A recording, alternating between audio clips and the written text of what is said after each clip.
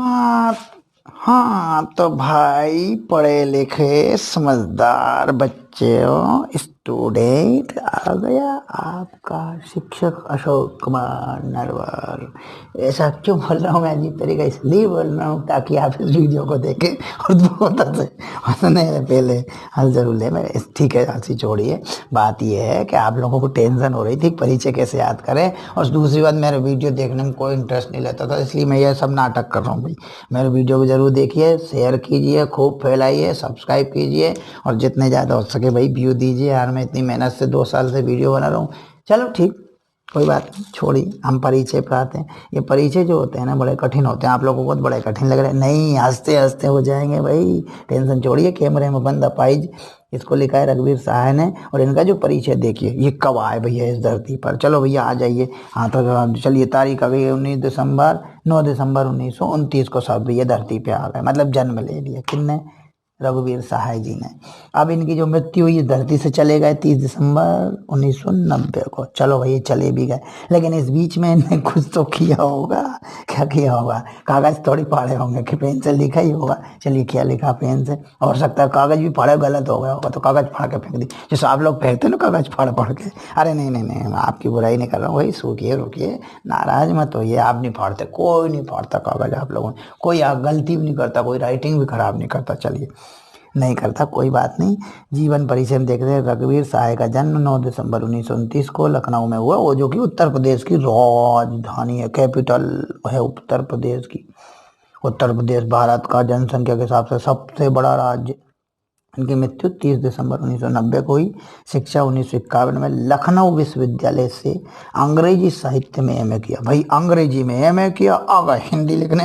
ये कौन सा तरीका, इंग्लिश में एमए करके और यहाँ हिंदी में लिखने क्यों आए? इंग्लिश में लिख लेते। चलो अच्छी बात है, हम हिंदी में स्वागत है भैया आपका।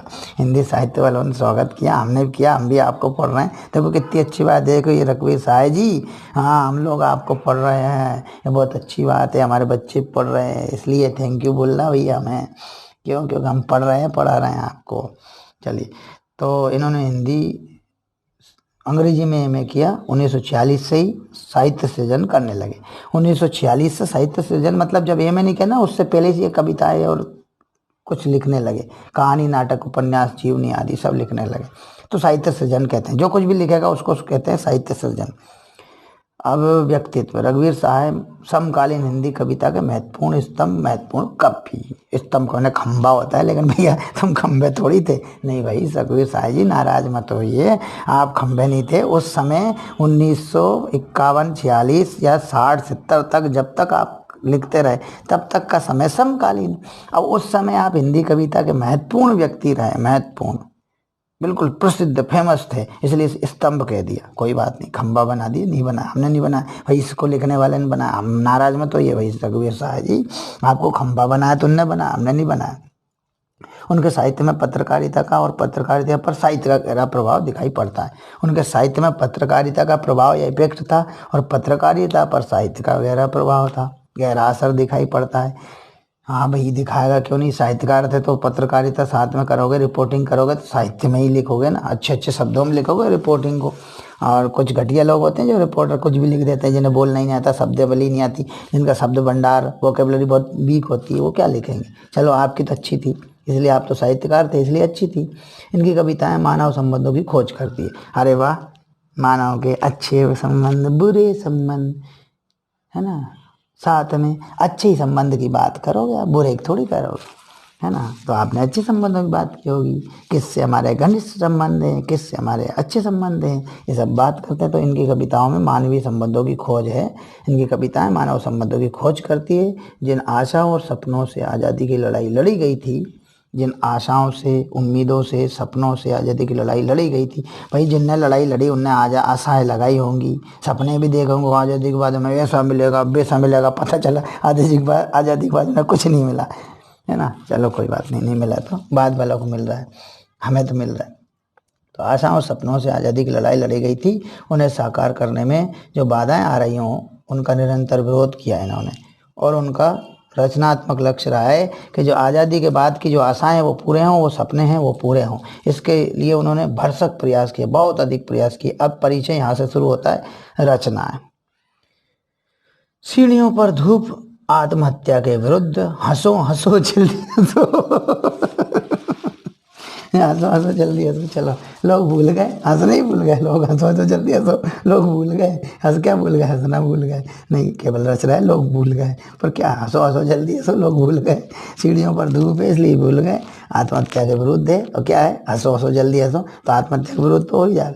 इनकी 4 रचना, सीढ़ियों पर धूप, आत्महत्या के विरुद्ध, हंसो हंसो जल्दी हंसो, भूल गए लोग। अब आती भाषा शैली। रघुवीर साय की अपनी काव्य शैली, मैंने अपनी एक अलग ही टेक्निक है। टेक्निक, कविता लिखने की अपनी ही अलग टेक्निक। टेक्निक मैंने शैली, उनकी अपनी खुद की टेक्निक, किसी की नकल नहीं की। अरे भाई क्यों करेंगे नकल, समझदार है, पढ़े लिखे, क्यों करेंगे किसी की नकल। उनकी भाषा सरल है, साफ सुथरी है एवं सदी हुई है। उनकी भाषा सरल है, बिल्कुल सिंपल सिंपल सिंपल, साफ सुथरी, कहीं से भी कुछ भी गड़बड़ी नहीं है, कोई गंदगी नहीं, साफ सुथरी और सदी हुई है, एकदम नपी तुली बैलेंस लैंग्वेज है, इसलिए सदी हुई है। उनकी भाषा शहरी होते हुए भी, इन्हें नगरों की शहरों की भाषा होते हुए भी सहज व्यवहार वाली भाषा है। उनकी भाषा शहर की तो है पर सहज व्यवहार वाली, जो हर किस के व्यवहार में जो आते हैं उन शब्दों को ही लिया, इसलिए सहज व्यवहार वाली भाषा है। सजावट की वस्तु नहीं है, सहज है। रघुवीर साय आधुनिक काव्य भाषा के मुहावरों को पकड़ने में अत्यंत कुशल थे। अरे वाह, क्या स्किल्ड व्यक्ति थे, इतने चतुर थे कि काव्य भाषा के आधुनिक मुहावरे हैं ना, उनको तुरंत पकड़ा और अपने कविता में डाल दिया। तुरंत पकड़ा और कविता में, चल मुहावरे चल मेरी कविता में आना। वो आ गए भाई, मतलब अच्छा साई जी रघुवीर साई जी रुकिए, मत परेशान मत करिए, पकड़ के मत खींचिए, हम खुद आ जाएंगे, आपने बुलाया ना, अब कभी महोदय हम आएंगे, बिल्कुल आएंगे। और आ गए भाई, लो हम आपकी कविता में शामिल हो गए। तो ये जो आधुनिक मुहावरे हैं ना, उनकी कविता में शामिल। मार्मिक उजास एवं व्यंग एवं बुझी खुरदरी मुस्कान उनकी कविता के गुण हैं।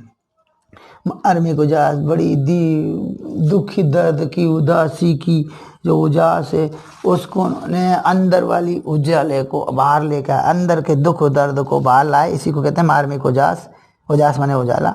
व्यंग एवं बुझी खुरदरी मुस्कान, खुरदरी ठीक से होंठ पिघला दिए, थोड़े से फीके फीके हंस रहे हैं, मुस्कुराना है, इच्छा नहीं मुस्कुराने फिर भी मुस्कुराना, उसी को कहा है खुरदरी मुस्कान। और बुझी बुझाई, चेहरे पे कोई ग्लोइंग नहीं, कोई कुछ नहीं, फिर भी झूठा फीका मुस्कुराना, कोई मिठास नहीं।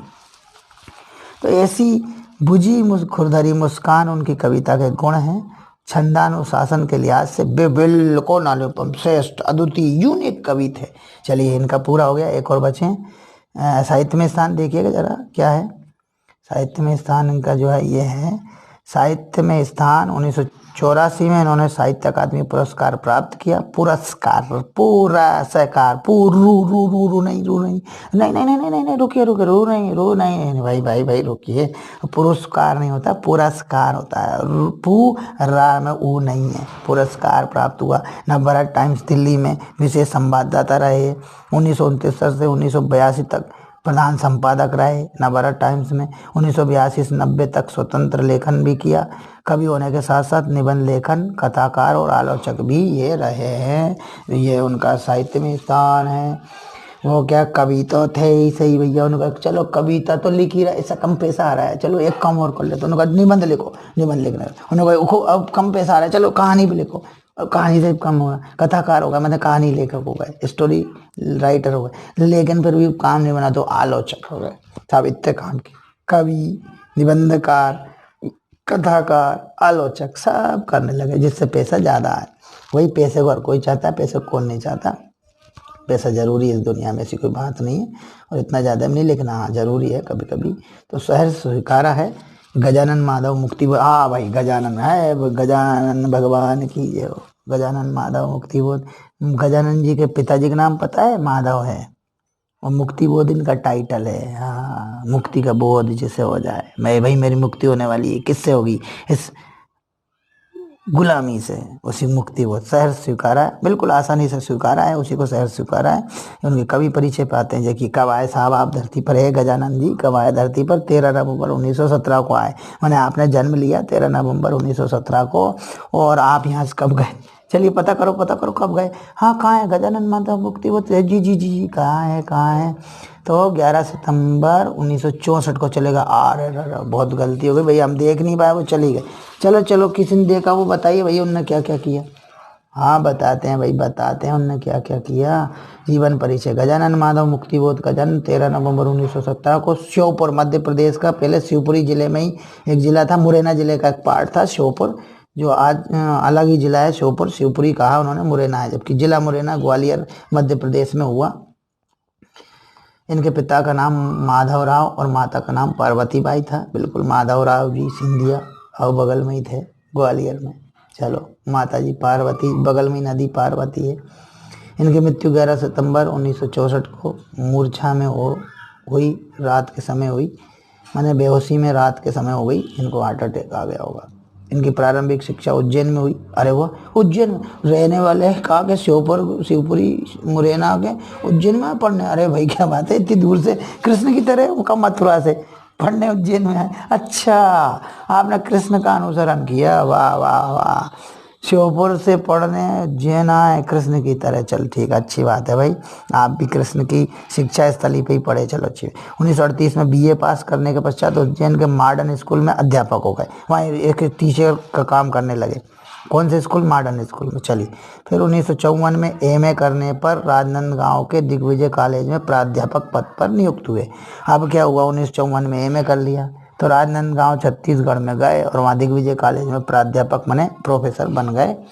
चलिए वो भी बन गए। व्यक्तित्व।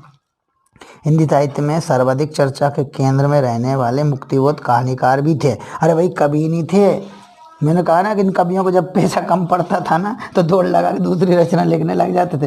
अरे भाई ये काम में नहीं आ रहा पैसा तो इसमें आएगा, इसमें आएगा, किस में आएगा। भैया कवि के साथ साथ कहानीकार भी हो गए थे, तो कहानीकार भी थे, हो गए थे, मजबूरी में ले तो नहीं थी, लेकिन भाई पैसा पैसा पैसा पैसा, तो पैसा पैसा के लिए कहानी भी लिखने लगे कविता के साथ साथ। तो ये हिंदी साहित्य के सर्वाधिक चर्चा के केंद्र में रहने वाले तो थे ही सही, साथ में कहानीकार भी थे और समीक्षक भी। अरे एक काम और भी, समीक्षक के भी काम करने लगे। कहानी तो लिखे, स्टोरी राइटर तो थे ही सही, समीक्षक भी रहे। उन्होंने प्रगतिशील कविता और नई कविता का सेतु भी माना। प्रगतिशील कविताओं को नई कविता का सेतु माना, मैंने प्रगतिशील कविता से ही नई कविता शुरू हुई। चलिए बहुत अच्छी बात, आपने कितना अच्छा पुल बनाया। सेतु मीन्स पुल होता है, ब्रिज होता है। नई कविता, प्रगतिशील कविता और नई कविता के बीच में पुल बना दिया।